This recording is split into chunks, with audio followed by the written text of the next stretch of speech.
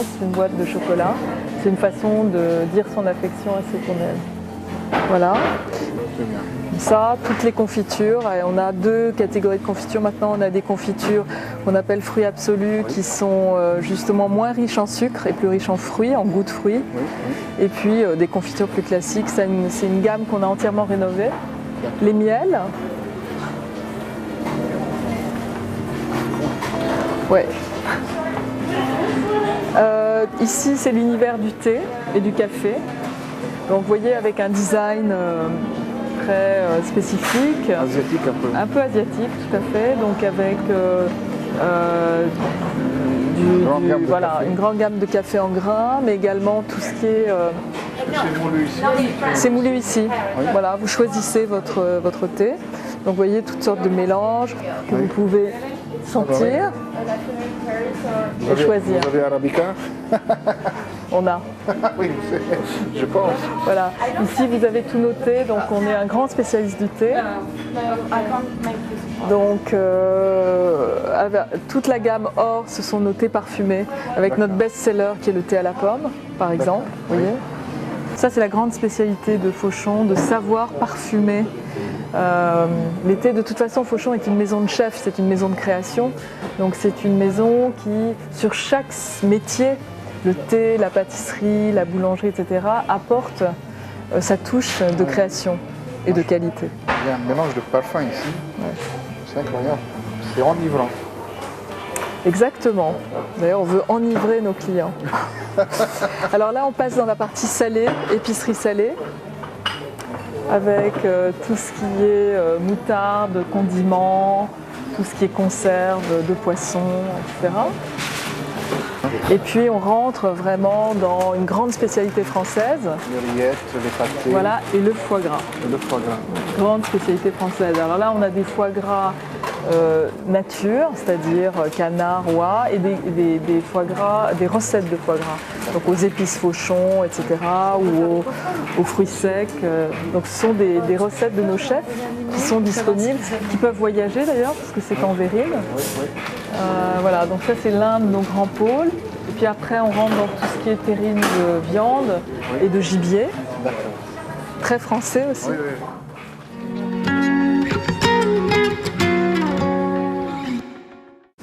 J'aime la culture du Liban, j'aime les gens. Je trouve qu'ils sont intelligents, cultivés, commerçants. Oui, oui. D'ailleurs, il y a entre les Libanais et les Français beaucoup d'affinités. Exactement. Oui. Et je pense d'affection. Oui. Et puis j'aime beaucoup Beyrouth. J'aime la cuisine. Voilà, ça fait beaucoup de points communs. J'aime le climat. C'est très bien. Oui. Alors Fauchon, c'est la grande marque française de luxe alimentaire qui en fait se veut l'ambassadeur de la culture culinaire française dans le monde entier avec une vision contemporaine. C'est-à-dire que c'est une marque qui existe depuis 120 ans, qui a été fondée en 1886 par Auguste Fauchon à Paris. C'était un Normand qui s'est installé à Paris et qui a fait découvrir aux Parisiens les fruits et légumes du monde entier. Et c'est un homme qui a toujours été très avant-gardiste, très moderne. Il a fait venir des fruits et légumes exotiques du monde entier dans les années 50 et puis il s'est fait connaître pour son salon de thé, pour ses pâtisseries, pour ses plats extraordinaires, pour son épicerie fine aussi. Fauchon a connu un succès absolument énorme au Japon dans les années 70 grâce au lancement du thé à la pomme et de tous les thés parfumés, parce que Fauchon à chaque fois a apporté une forme d'excellence, de créativité, d'innovation. Aujourd'hui, on essaye en fait de faire rayonner à nouveau Fauchon dans le monde entier avec 3 axes prioritaires, l'Europe, le Moyen-Orient et l'Asie. On a beaucoup d'affinités avec la clientèle moyen-orientale parce que historiquement, on a eu de grands clients du Middle East qui venaient soit pour que Fauchon organise des grands mariages, soit pour que Fauchon organise des grandes compositions de confiserie pour des cadeaux. On est installé au Moyen-Orient depuis plus de 20 ans, j'espère le Liban un jour. J'espère bien. Dubaï, c'est important, c'est un café avec une zone de gift, plus de 150 places, dans le Fashion Island donc du Dubai Mall, le nouveau mall au pied de la tour la plus haute du monde. Ça va...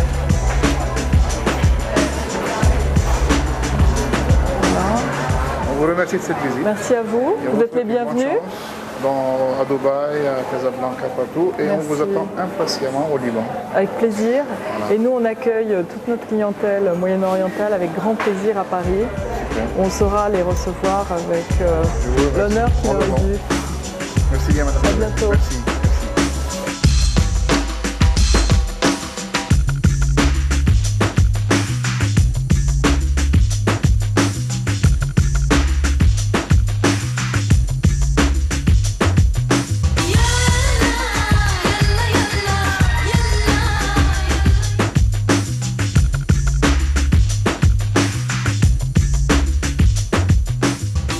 On est enfin à Montmartre. La ville de Montmartre devant nous et tout Paris à nos pieds. À nos pieds.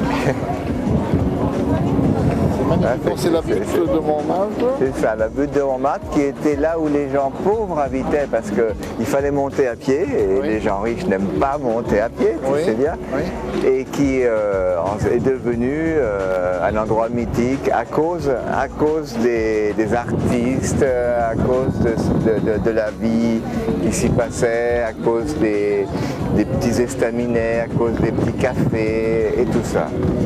Donc on voit que là, beaucoup de touristes aiment venir. Bien sûr, bien sûr. C'est un des lieux sacrés de Paris quand même. C'est un des lieux sacrés de Paris.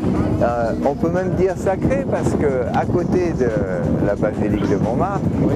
Il y a tout de même la plus vieille église de Montmartre, ici. Oui. Et la basilique a été construite en réconciliation par l'État avec l'église pour les dédommager de tout ce qui a été pris à la Révolution. Et ça a complètement changé, bien sûr, la vie à Montmartre. Montmartre est devenu donc un endroit bien, un endroit où les gens venaient s'amuser. Et c'est toujours la même chose d'ailleurs. On sent que c'est toujours un endroit magique. Ah oui. Beaucoup d'artistes aiment venir vivre. Absolument, nous allons voir. Des artistes anglophones, si je ne me trompe pas. Tu as tout à fait raison. Maintenant, on va visiter.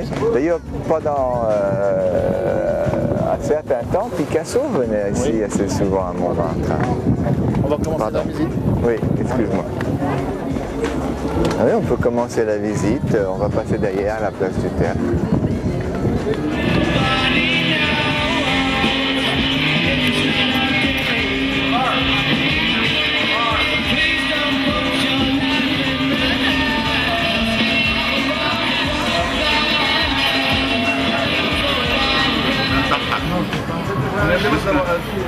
هيدا بده وقت شي 20 دقيقة.